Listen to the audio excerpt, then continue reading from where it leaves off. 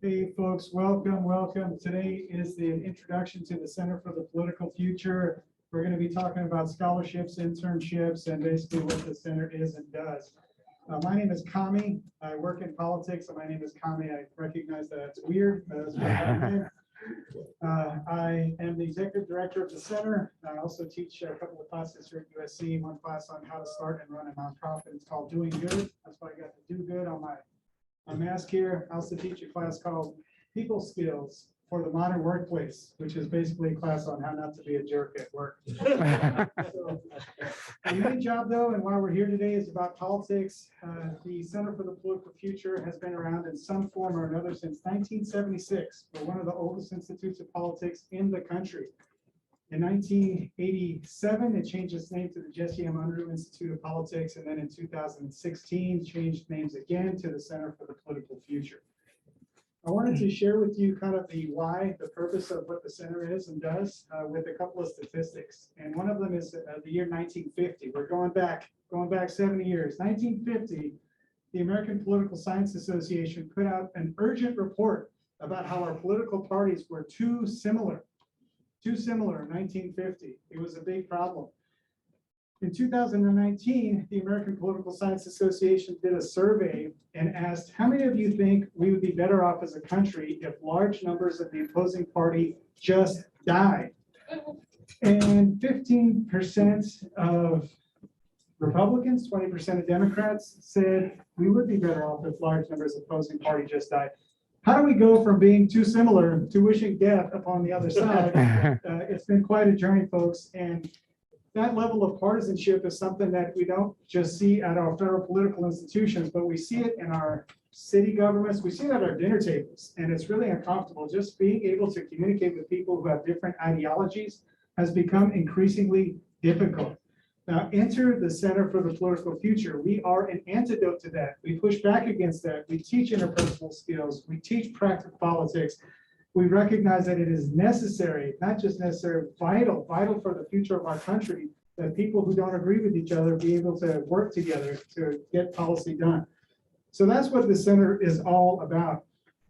In the course of introducing what we do today, I am very fortunate to be joined by our very capable team here. We have Professor Art Auerbach, our Assistant Director Erica Maldonado Singh, and our Fellows Manager Harry Burt. They're each going to be sharing some element of what the programming is today. Oh, and Christy, our communications manager, Christy Plaza. Thank you, Christy. So what I wanted to do first was show you something visual. So we're going to look at a video, a fancy video. It's about 2-3 minutes long and no longer. Now I'll come back on the Divide in politics right now is a tribal equation where the argument has become, I'm right and you're evil. And if you're evil, I can say anything about you. Everything you say is a lie. I think part of it is that facts have now become debatable. And if it is in fact debatable, it is not a fact. I think the other part is that we are having conversations about things that are extremely personal and one could argue controversial or inflammatory. Americans had a kind of common knowledge base. You could disagree with what to do about the knowledge, but people generally agreed on the facts. Today, anybody can get any message out there. I can tweet something right now and be arrested in 18 minutes. That speed to amplify good speech, good facts, dumb speech, and dumb facts without a filter, in one way is kind of libertarian freedom, and the other way it can be very corrosive and dangerous. Thomas Jefferson, the author of our Declaration of Independence, wanted people to be skeptical of their elected leaders, challenge them, question them. And the sad thing is we've gone from this healthy Jeffersonian skepticism to a corrosive cynicism. We need to do what we can to push back towards the healthy Jeffersonian skepticism.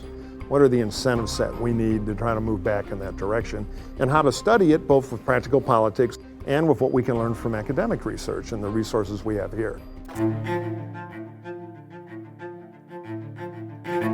I'm excited that USC is stepping up and taking on this endeavor. This is something we all talk about. We all talk about the political divides on our campuses and in our communities, and USC is stepping up and saying we're not going to wait for somebody else to do it. We are going to take on the task of getting it done. To bring the scholarly resources of the academy together with leaders from the real world of politics, and also have them interact with students so that you have an impact on both education and on the society beyond the university's gates. So politics is not just a shouting match and entertainment on cable news. And so this is the place we're going to try to really address that, learn things, and hopefully be a positive force.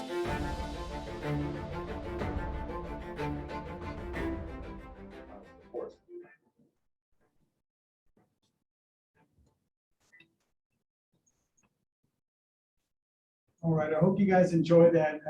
The two gentlemen that you saw, Bob Shrum and Mike Murphy, they are the directors of the center.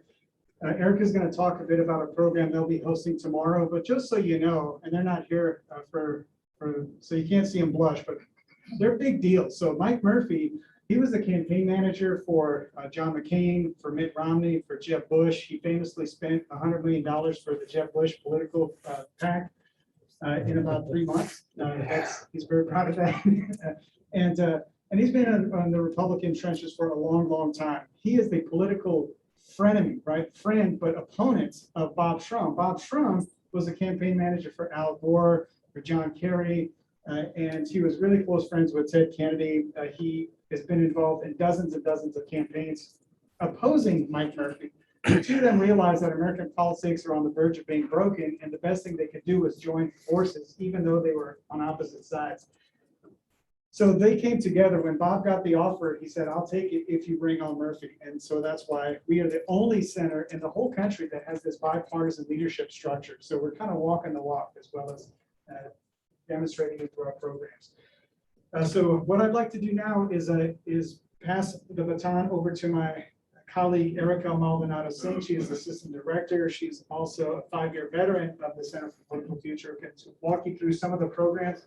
After Erica, we're going to hear from Professor Auerbach, and then it'll come back to me. And of course, we'll answer any of your questions either today or anytime you want, right? We're very open door policy. You can just come into our office anytime unannounced. You could call, email, social media, whatever. I want to make sure that we're looking out for your interests as well as your son or daughter's interests or niece and nephew's interests. It's all community interests. It's all for the sake of advancing America's political interests. So with that, Erica, it's your show. Thanks, Tom. Thanks, Tommy, so much, and welcome everybody. I can't tell you how amazing it is to see actual real people and not just a Zoom webinar. I think this is our first formal event in over a year and a half. So thank you all for joining us today. What I'm going to be talking about first are some of our virtual events and programs we have available for students and for all of you. So just want to jump into, Trojan Family Weekend. Thank you all for joining us today. We'll also have a session tomorrow led by our co-directors, Bob Shrum and Mike Murphy. So we hope you join us for that tomorrow as well. That's happening at Alumni Park at 11:30 tomorrow. So they're going to be talking about basically the latest political headlines, breaking it down. You'll hear Republican side, the Democratic side, and then we want to hear your side, and we'll be taking a lot of your questions. So very informal, very conversational, a lot of wit, a lot of humor. It'll be a good time. We hope you'll join us tomorrow. So we are hosting some limited in-person events this semester. We're kind of transitioning from all virtual to in-person. So I wanted to start with those events first. So Pizza and Politics, we have bi-weekly in-person, is our bi-weekly in-person event happening here on Mondays in this building up on the 4th floor. So those are our bi-weekly series. Those are open to all students. And those are led by our fall 2021 fellows and our fellows program manager, Harry Burke. So I wanted to share with you our fellows program. So we host 2 to 3 political practitioners each semester to teach a course to our students. Those are open to any student, doesn't have to be a political science major. And so this semester, we're very proud to host, pull that up. We have Gloria Molina and Nicole Whiteman. So Gloria Molina, she's a former longtime LA County supervisor and California Assembly member. She's the first Latina to hold those positions and is a true trailblazer. We're very fortunate to have her this semester. She's teaching a course called Holding Our Leaders Accountable, Promoting Ethics in Local Government. We have about 10 students enrolled in that course for the semester. We also have Nicole Whiteman. So she is the CEO of the LA Dodgers Foundation. And her course is Nonprofit Leadership, Advancing the Missions in Unprecedented Times. So we have a nonprofit leader, very high profile. I don't know if you're all familiar with the LA Dodgers Foundation, was very instrumental in helping, or the Dodger Stadium, feeding people during the pandemic, COVID vaccine test site, COVID testing and vaccines, right? So her organization was kind of leading the charge on that. They've won many awards, very standout, very high profile. Fellows were very happy to host this semester. And so our students have access to them for pizza and politics and office hours in our office as well. So if you all want some more information about that, Harry Burke, our fellows manager, would be happy to let you all know more about that. So back to our event. So there's no shortage of virtual programming at CPF, certainly. I'll go back to our events here. We talked about Trojan Family Weekend, our in-person events, and no shortage of virtual events. So we welcome you all to join our virtual webinars. Coming up next Tuesday, we'll have a discussion on voting rights and wrongs. Linda Chavez, Ralph Heath, Pete Peterson. We try to host at least 2 to 4 discussions a month when the semester is in session. We're kind of transitioning out of virtual to hopefully all in person, fingers crossed, next year. And our goal really is to hold conversations about the nation's most pressing issues and to have those conversations balanced with different perspectives, people of different ideologies, different backgrounds, different genders, different orientations, you name it, we mix it up and we model what civil dialogue looks like. We take questions from all of you, our virtual audience. So we really we welcome you all to join all of that. All of our events are listed on our website, so feel free to check these out. And lastly, I want to talk about our student opportunities. So this is my turn to brag about our awesome student staff. So we have a team of 6 student staff who help make all of our programs run. These are our standout students. And we have about 3 who are graduating this spring. So I bring this up, 1, to brag about our awesome students, and 2, to let you all know that we'll be hiring in April. So if your students are interested, please let us know. We are located in the social sciences building, and our doors are always open. If your students want to come by, learn more about what we do, learn more about student jobs, I'm happy to talk to them about that. And all right, so that is my portion for now. We're going to talk more about some student opportunities, and I'm going to hand it over to my colleague, Professor Art Arbach. Hello, all. I'm going to put the mic down here. None of the students in my class have ever said, Professor Arbach, we cannot hear you. And no one more than my wife, who says, honey, tap it down a little bit. Anyway, on behalf of Dorn Seif, on behalf of the center, we'd like to welcome you to Trojan Family Weekend. I am actually a Trojan parent myself. My daughter is a senior studying in Annenberg and has yet to take one of my classes. I don't ask questions about that. Maybe she's the smart one in the family, but she is currently in a progressive program. She'll be here through next year and getting her progressive master's in public relations and advertising. So a little bit of everything. I'm here today to talk to you a little bit about our internship program. I'm the internship director at the center. I'm also a professor up in the poli-sci and IR department. I'm one of their law guys. I was a prosecutor for 10 years before I came in academia. So I teach, about an hour ago, I was teaching judicial politics. I teach constitutional law, stuff like that. But my other hat is in the center, where I work with students to gain valuable internships. As much as I realize it's important to learn in the classroom, I think maybe it's more important to realize what the real world is. And I will say I'm very proud of what Kami and Erica and really our whole staff have done in terms of creating opportunity for your students. So it's my sincere hope that sometime during their 4 years here at USC, they'll stop by to take an internship.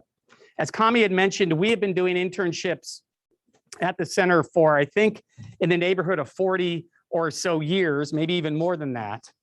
And the nice thing about it, it's an opportunity for students to come in to meet with us, myself. We have a dedicated staff member, Nicole Pompilio, who's not here today, but she sits down with students and figure out what sort of experience are students looking for. Do they want to work in an elected office? Great, we'll go send them to the mayor. We'll go send them to a council member's office. Do they want to work on a campaign?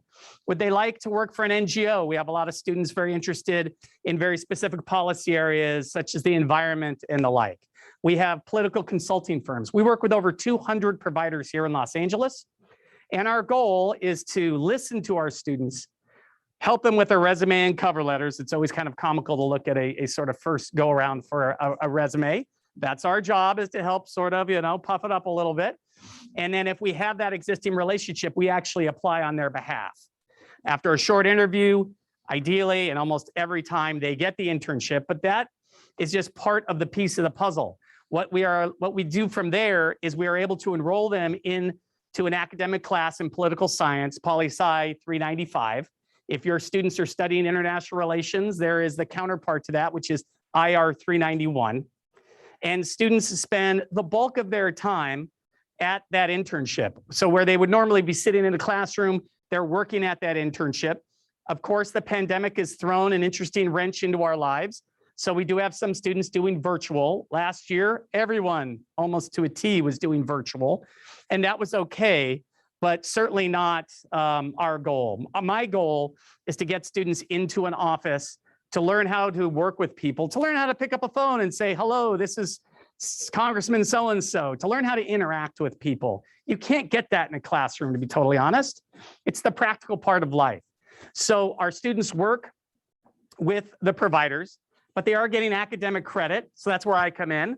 And we have them do a series of academic assignments that aren't too onerous, but maybe they think it is. Hopefully not. And I work with them on that to sort of help self-reinforce their experience. We also have a professionalization component to the class. We offer a menu every semester of about 6 workshops that students select any 2 of which to participate in. It can be basic things like, how do you do an interview? You spend how much money to send your child to USC, and they graduate and they don't know how to interview. So we help them on that end, and hopefully that's not the case, right? We want everyone to have some experience having that first interview. We help them with interviews. We help them with networking, which is sort of a scary thing when it's really not. We've had panels on crisis communication, things of that nature, so that we can start to expose them to the working world. And then, of course, the last pillar is where they're attending political events, primarily through the center, but not exclusively, where they're being exposed to policy issues, to people, to experts talking about issues of the day. That is what we call our traditional Poli-Sci 395 course. And what's unique about it is you can take it for as few as 2 units, all the way up to 8 units. So more units, more time in your internship, and a little bit of extra academic work on top of that.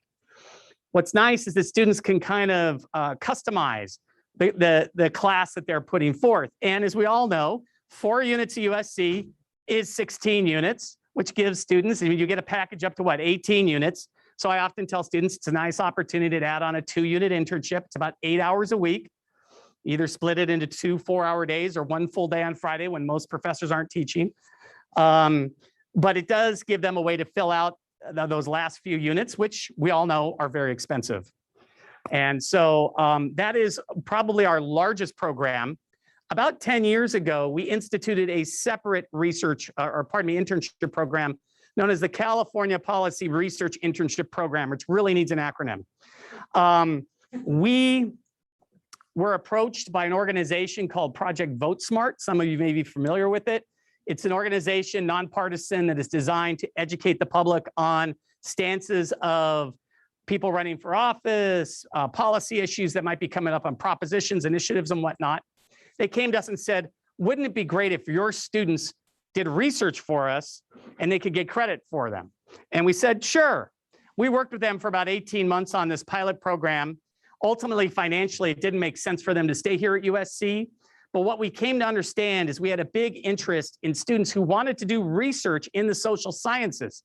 Like when everyone's over on the hard sciences part of campus, it's just assumed if you're in chemistry, you're going to do research. If you're in biology or things that you'll do research, but political science, when are you going to do research like that? We create this opportunity by bringing 2 outside internship providers onto campus to work with our students on specific research agendas.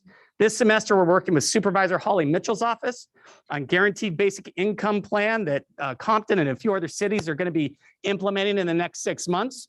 We're also working with the Downtown Women's Center. The fastest growing homeless population in Los Angeles County is women over 65. And so it's tragic. So of course, they have a vested interest in getting some research done in that area. So we have students working in that area. Every semester, we bring in new outside providers, and we really have found a lot of success with it. It also gives the students a lot of flexibility to be able to do their research.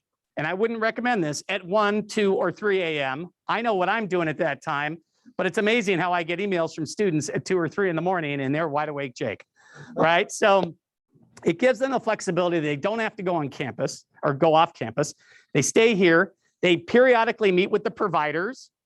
But in between those meetings, myself and Nicole Pompilio, our staff member, work with them to build out their research agenda. And at the end of the semester, they give about a 90-minute presentation in total in front of our providers, invited guests, PowerPoints, very professional. They learn those skills of how to present in front of people. And they present the research they've done all semester long. They also write a lovely 8 to 10-page paper that I get a grade, and I also pass those papers on to the providers. So it really is a neat opportunity for students to do research. You could take that class for as few as 2 units all the way up to 4 units. And we've had a lot of success with that. That is a limited class. We take between 10 and 12 students every semester, break them up into 2 groups, and each group works with their associated providers. And I know I'm running along on time, so I'll keep going as I always do. We have scholarships in the summer. We run Poli-Sci 395, our traditional program, in the fall, in the spring, and in the summer. Most of our summer students go out to DC, but not all. Some of them stay right here in Los Angeles. It doesn't matter. What's unique about the summer is we have scholarships available to students so that they can go and have that internship experience and not have to go work on the side, which is really nice. And I tell my students constantly, free money is good money. So it does not, you don't have to be a poli-sci major or any particular school.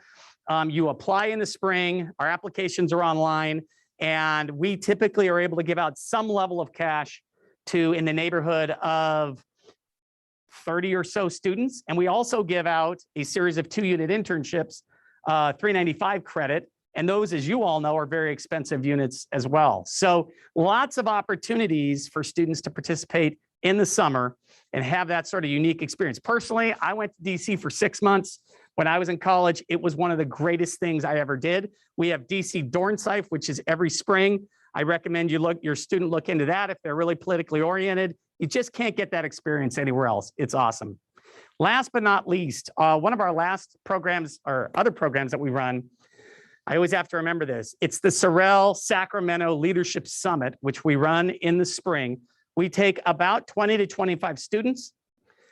We fly them up to Sacramento for 3 days. We sit down with politicians, with staffers, with different panels. We do some networking. It's really a unique experience. And the best part is we pay for their airfare, we pay for their hotel, we pay for their food. The only thing we don't pay for are their clothes. So, you show up, you're dressed, you go to these panels, and we do it with other universities. We typically do it with LMU, Fullerton College, Pepperdine, I can't really remember. There's a couple others, but it's really a nice opportunity for our students to engage with other students that are interested in the same area. So it's all free. There's an application which will be online, but I really encourage your students to jump in with both feet. It's a little funky this year, right? We've got some sophomores that have never been on campus before. And of course, we've got freshmen that can't really find where their dorm is. So we've got a lot of people wandering around going, where in the world do I go? But I will tell you, it doesn't take long to get to SC, to be part of the community, part of the Trojan family. It all begins with you guys for supporting them and bringing them and allowing them to come to USC. So on behalf of the center, thank you very much. Thank you.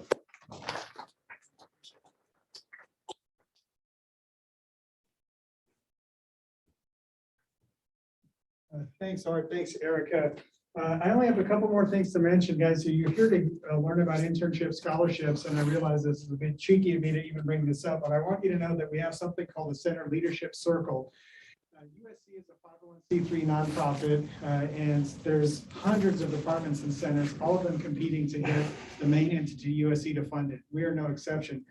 Our center leadership circles are opportunities for people who really believe in this mission to be able to lean in and support us financially so we can continue to do the good work that we do. I wanted to share a couple of stats with you. That is just since 2020, right? So this is during pandemic. We've attracted more than 10,000 attendees to over 100 events. We taught 15 classes to more than 250 students. We placed over 200 students into political internships and dispersed over $60,000 in scholarships and continue to develop top quality political leaders across the ideological spectrum. So we're making an impact and we're trying to be far outside of the Beltway. This is not DC politics as usual. This is something very different. We can't look to DC for answers as much as I wish we could. We kind of got to look elsewhere. So USC is saying, we're going to look right here. We have a lot of super top talent that's attending this university. We're very fortunate for that. We want to cultivate them to become the leaders of the future. Where they go into politics, social issues, NGOs, whatever it is, we're all, this is the unique part of an American democracy. We're all our participants. And so they will participate in whatever way that suits them best. We can help give them the skills and the practical knowledge and the experience to be able to do the best that they can possibly do. So that's it. I'm asking all of you to at least consider joining the Center Leadership Circles. This tends to be a popular area kind of for networking too. And then some people, when they really fall in love, they end up becoming our board members. We currently have 7 board members. We're hoping to get to 10 by the end of next year. If anybody wants to talk about that, please, we'd be happy to have those kinds of conversations with you. So for now, hopefully we've addressed most of what you're interested in, but if you have any questions, want to talk specifically about your son, daughter, niece, nephew, grandchild, whatever, we're happy to do that as well. But for starters, let me just ask, does anybody have any questions, concerns, issues, things you didn't hear, you want to hear it again? I actually have a question. Yeah. So my son actually was a transfer from Bard and he's on course in his last year. Is he still allowed to do this or not? Because I guess only the spring now is offered, right? The internships are offered year round, so that can be anytime. It could be in the summer. So he's eligible for everything. The only thing that's spring exclusive is this DC program. And that program is where you live in DC for the whole semester. But if you got an internship that was a virtual internship for a DC office, that could apply for right now too. So it's really just this thing called the Dornsife DC program. It's the only DC program honestly on campus. There's a little bit of one at the policy school, but otherwise it lives at Dornsife, where it's a little more inclusive. There's about 5 or 6 courses taught over the semester from people that you see them on TV all the time, right? Those people are teaching the courses. Same here. The fellows that we have, you saw the 2. We had Senator Barbara Boxer was one of our fellows. We had the head Republican pollster, a guy named David Hill was one of our fellows. Ben Rhodes, if you listen to Pod Save America, he's one of our fellows. I mean, they're really prominent people. And I can't announce who's coming next semester yet. Come on, Kami, tell him. But big names too coming up for sure. And that's part of it. They're sitting in a class with 10 people, face to face with Senator Boxer, and then she's bringing in guest lecturers every week. I would love to take that class in college. And so there's a lot of networking for the students. Some of the students, like in Ben Rhodes' class, the student who took his class ended up working for Crooked Media. And then through her connection with Ben Rhodes, she ended up going to work for the Benenson Strategy Group. And just last week got a promotion to senior strategist 1 year out of college. Wow. So it's a really awesome ride for her. But that's the kind of thing like Art and Nicole and Erica and I and Harry, like Christy, we really care about their success. We're invested in them, just not as much as you are, but we are very invested in their success for sure. And so we want the best outcomes. We'll do whatever we can to advance their futures. Yes, sir. Can students that belong to other schools participate in this? Let's see. You're not in Dornsife. Oh, absolutely. Yeah. So this is not Dornsife specific. Yeah, good question, right? They could be engineering students. They could be in the public policy school or communications students from Annenberg, dance SCA. students, music, theater, whatever. SCA. As long as they're a USC student anywhere, then they're absolutely good to go. Yeah. And they'll need to do elective units for their GE. So that's the opportunity to take classes and get credit, either fellows or internships. Yeah, yes, and the cool SC hat, yes. So my assumption is this is for sophomore year. DC's on site, and it's not for freshman year. Correct? It can be for freshman year. It can No, be. well, I'm saying no, that you shouldn't do it. Right? They got a long time to get here. Let's make sure they know where the commissary is. Right? And the bookstore, let them go to a few football games, get that under their belts. Hopefully we'll get a win this week. So, there's time for everything. We certainly, so for instance, 395, we never recommend freshmen take it their first semester, but we get plenty of them in the spring. There's the one-off that have done already 4 internships for their local congressperson or whatever, and that's great. We just say, be careful what you ask for, you might just get it, right? You're pretty busy that first year. So 4 years, you can accomplish a lot. It does require some planning, especially if you're gonna fit in DC Dornside. If you wanna schedule that in, they do it in the spring because students love to go to fall football games, to be totally honest, although I love our basketball team. So it's just about planning, that's all. Are there plans to expand it beyond DC? We're from Maryland, so DC might not necessarily be exciting for us, but for her. But are there plans to go outside of DC? Right now, no. Right now, we've got our Sacramento program and then the DC program. And for DC, we're trying to expand that one right now too. So right now, we're getting about 20 to 30 students per year. Just in the spring, we're trying to expand it to the fall and trying to get a large cohort to head out there.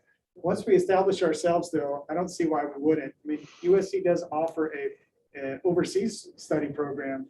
So that's far outside of Maryland. They did it. I think your daughter did it, right, Art, in London? London, yes. Yeah, lots of, and that's another thing you have to plan for, right? So it's just really scheduling it out. And I'll just add one point to that too.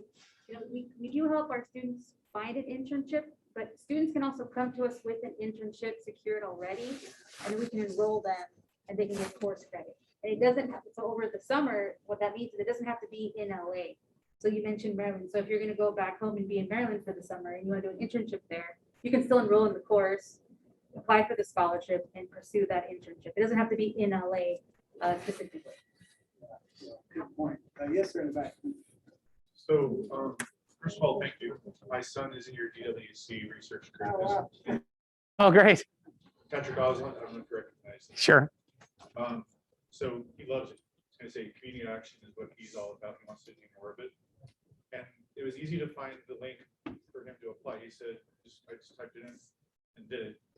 But I was looking through it myself and I didn't see some of the other opportunities that you mentioned with the public affairs, the consultancies, and say the Sacramento legislative thing. Is that an in-person application? No, it's just they haven't come online yet. We usually don't put them on until early spring, that's all. The summer scholarships usually come on in February. I think Sacramento will maybe January, that's all. So they'll be available come spring, those opportunities. And we'll share it on social media and our newsletter. So as long as they're kind of plugged in that way, they won't miss it. And our newsletter is great because I tell my students, I know no one needs more email, but honestly, they get it, they look at it, they don't need anything, they delete it. Right, but it keeps them on topic for what's coming up. This QR code, by the way, if you scan that or just to try to take a picture of it, it'll get you to the newsletter. It's the best way to stay in touch with what the center is doing. I think there's some other. Yes, sir. Go ahead, McCree. I want to make sure I understand the type of organization this is and your motivation, because we're in the Career Center, and this is about you're a group that helps people get set up with internships, but it's all around politics at every level, from city to state to national.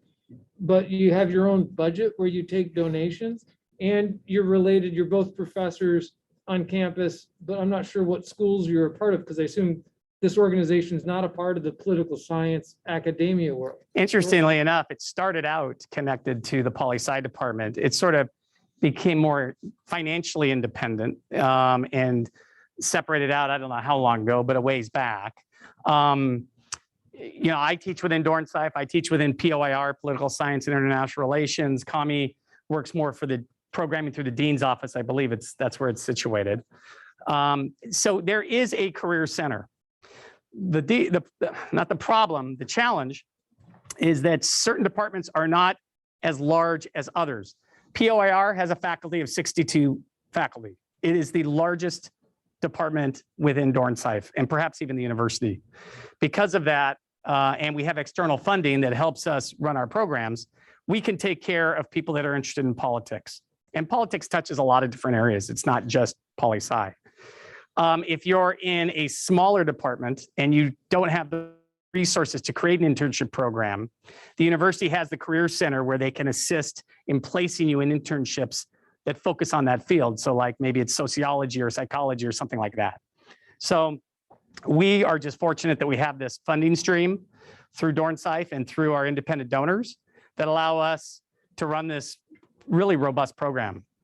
But the university understands not every department can do it, and that's why the Career Center also has internship programs for those other departments that may not have programming like this.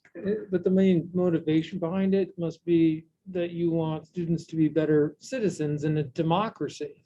Yeah, right? absolutely. I mean, that's kind of because you're paid as professors, but this is like either a side thing or a main thing. It's part of my teaching load. So I would normally teach 5 classes. Now I teach 4, but I run the internship program. So they sort of self-support it because they want to have faculty members. They just don't want this to be a career experience. Then we could have anyone basically place the students. So they want that academic component as well to sort of connect between the theory in the classroom and the experience in the real world, sort of bridge that gap. And we do work with the USC Career Center and the Dornsife Career Pathways organization as well, because they're not as plugged into campaigns and politics and government agencies as we are. So they will send students to us and say, hey, this person is looking for an internship in Maryland. Who do you got? We're like, oh, Congressman Raskin, are you taking any interns? And then we can help place people that way. Same with NGOs and all the rest of it. It's very collaborative, but if someone has a political or social issue interest, NGO interest, this is a good place to start. And if we don't know, say, hey, go to the Career Center. It's outside of our area. I hope that answers your question. There was a hand back here. Yes. Oh, sorry. If we've worked in the past with, or worked in the past and are currently working with an internship, for example, I've worked with the DC for the past 4 years. Are we able to get credit for that? And if so, Like retroactively? Or you mean staying with that and then taking the class? what is this for? Backwards. You're not trying to get credit for what you've already done, which would be creative, and students are. Sorry, currently. Okay, currently. Yeah, what we do is we look to the nature of the internship, and as long as it's political in nature, honestly, I'm the one that makes the call. And most of the time, they are traditional political internships, even those that are a little expansive. We're happy to bring those on as internships. So the answer is yes. Yeah. We're not about excluding. We provide a service, but if students come to us, I'm going to go work here, great. As long as it fits our sort of goals, then that's wonderful. Yes, sir. Are you in the market for additional NGO internships? Always, absolutely. And I would connect into either Erica. We have a database, I think, of 250, almost 300 providers. Right now, I have 28 traditional interns and 13 in our research group. So I've got almost 40 students that are out in the real world doing great work. And the spring will be even better or worse, depending on the way you look at it from a workload perspective. Right, I'm counseled through a few NGOs, and maybe we should. Oh, perfect. That would be great. Yeah, and in general, we take recommendations, referrals, we love it. If you connect it to nonprofit organizations, political offices, and you want to plug us into them for the benefit of USC, and please do it. We're not proud. We just want to help our students. Any questions? All right, that's great. Well, what time have we got, folks? Well, we have 10 minutes left. 10 minutes left, okay. Yeah, go ahead. My sense when I first heard about this institute was that you're really about bringing people together from different sides of the spectrum to talk about big issues, some of which your students are working on, which is fantastic. Yeah. The thing that I feel like this misses and that I worry about isn't, you have these two people who lead your center who have these amazing roots in the Democratic Party and the Republican Party, but they're both pretty centrist, I mean, relative to what's happening in those parties right now. Yeah. And so how do you think about the fringes that are, I think, pulling, I think, the centrist more to the side? And how do you think about having discourse with those groups that isn't just nuts? Because Yeah. I don't know how to do that.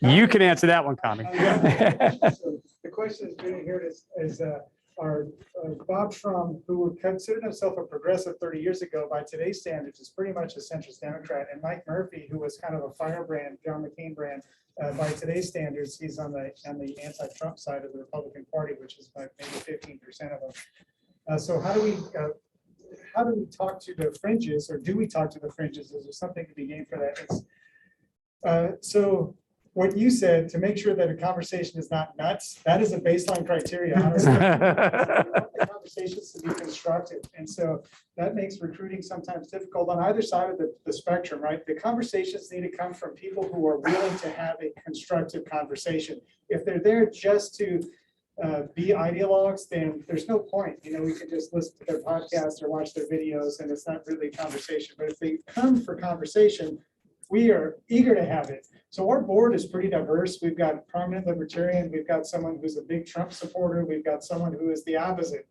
of that, who would not be in the same zip code as Trump, right? So it's a diverse group, and they're pulling us in all these different directions, as are the students. You know, campuses tend to lean left, and so we're aware of that, and we're saying, look, when you go out into the real world, it's not going to lean left. It's going to reflect the whole country. And so our goal is to expose people to these contrasting views, opposing viewpoints, and sort of develop this kind of resiliency where they can hear an opposing view that's respectfully, thoughtfully presented and say, you know what, you're wrong. And we give them a platform to say, I think you're wrong, and this is why, and ask challenging questions. And so the people that we invite to the campus kind of come knowing that we're there to challenge students, but also to challenge them. And I think that is a fair exchange, but it comes with the assumption that they're not crazy. Yes. You for creating a forum where the discourse is the norm and not stereotypes. It's wonderful and it's refreshing. Thank you. You're so welcome. We're grateful for it. You know, there are times in our lives, and I talk to people all the time about this, where they stop communicating with a parent or a sibling or a neighbor or a coworker, and things get really ugly. Like, we're afraid to talk about politics with one another because you feel the conversation is going to go in a bad place fast.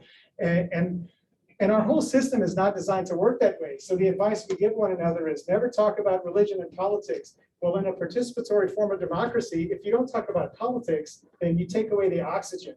Right, then this whole system dies.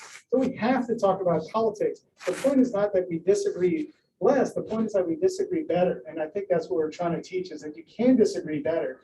The whole idea is that competing ideas will end up with the best policies. So that's kind of where I appreciate your comment, and I thank you for it as well. We are very mission oriented.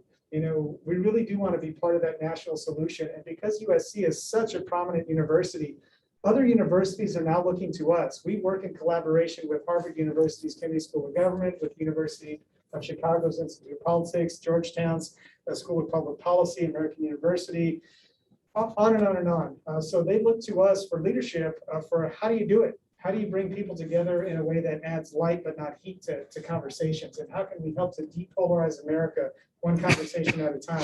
Those conversations are like the equivalent of recycling to combat climate change, right?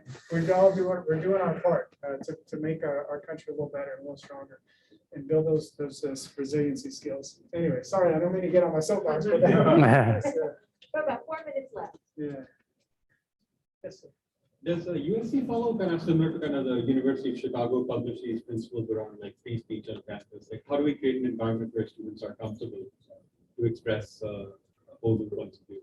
Yeah, it's such a good question about how structured is it. You know, so University of Chicago is very from top down structured about making sure that there's free speech on campus. There's organizations like FIRE, you probably know them, right, to determine how open or closed the campus is to free speech.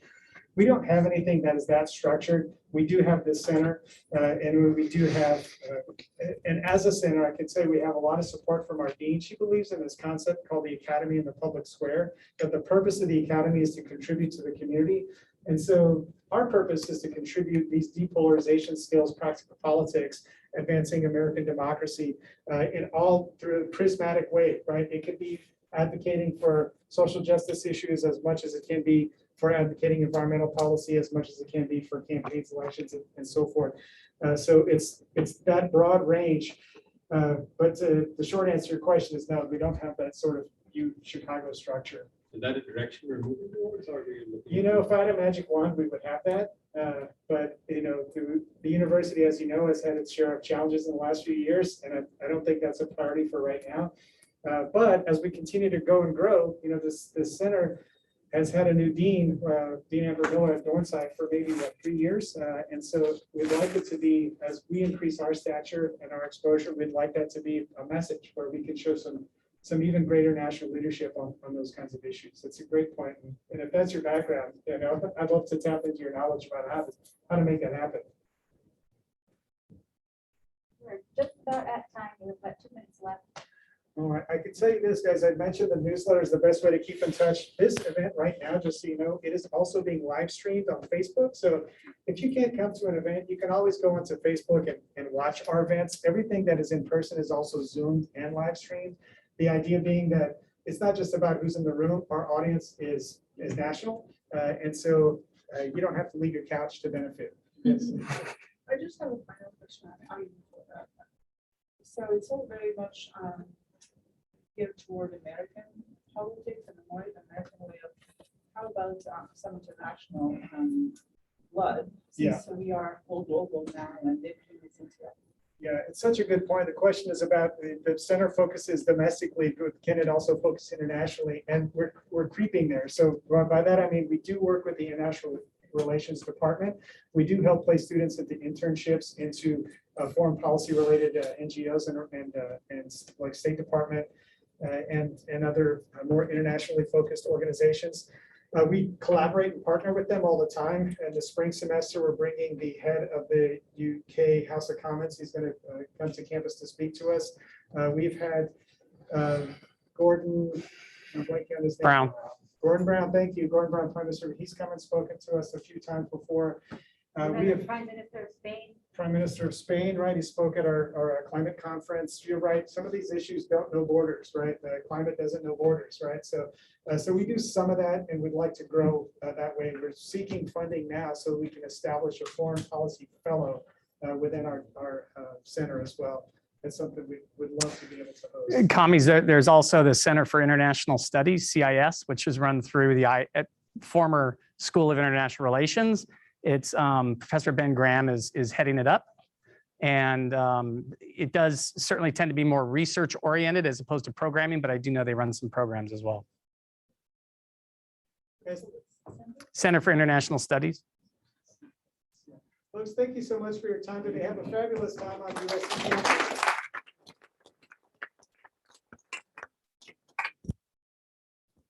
Yes. Question that I didn't want to ask it openly because I don't know if it's a good question.